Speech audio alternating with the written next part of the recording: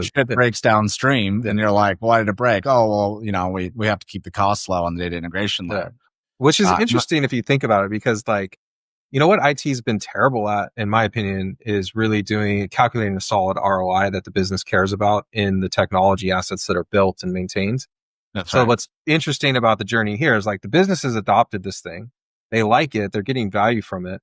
Maybe the conversation shifts away from bean counting on like the line item expense, and it moves into more like the business value, the cost takeout, what is the actual ROI of the system? Like, I always like to say, like, the most expensive system is the one that delivers the least value. You might be paying $1,000 for it, but it delivers zero value. So like, it's the most expensive. You might be paying $1 million for Foundry, but it's delivering 20 million in ROI. That's cheap, dude. That's really cheap. A 20x multiple. Like, I'll take that all day long, you know?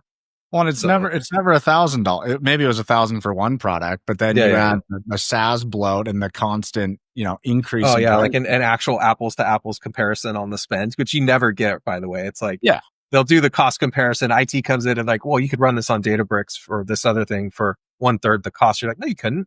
You're ignoring the entire application serving layer, the backing API layer, the API gateways, all this stuff, right? So like, to actually then get them to do a true cost comparison is like pulling teeth. You're like trying to get the spend and do like a activities-based costing model around the labor that goes into that stuff. And what's interesting is if you pull the Foundry side, you're actually showing like, oh, guess what? The high-priced engineering labor that you typically use that is 100% of this one solution is 10 or 20% on the Foundry side.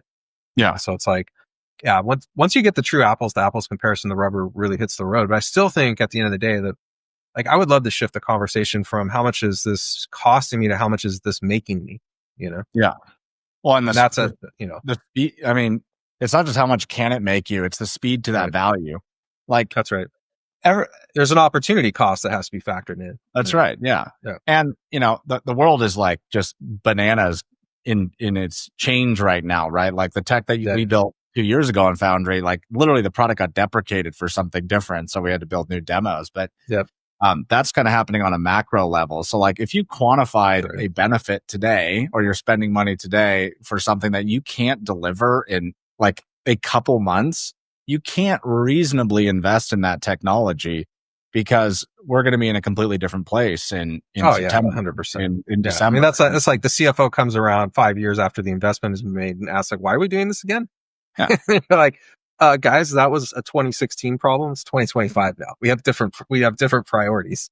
So like, the question is, why are we still trying to build something? Like, who's the asshole who invested in something that takes more than a couple years to implement? If it takes a couple of years to implement, then there's something fundamentally wrong with the product. No, that's the other thing that comes into the value tracking is it's impossible to do any value tracking if the initial delivery is 2 years out or 3 years out. Like, that makes zero sense.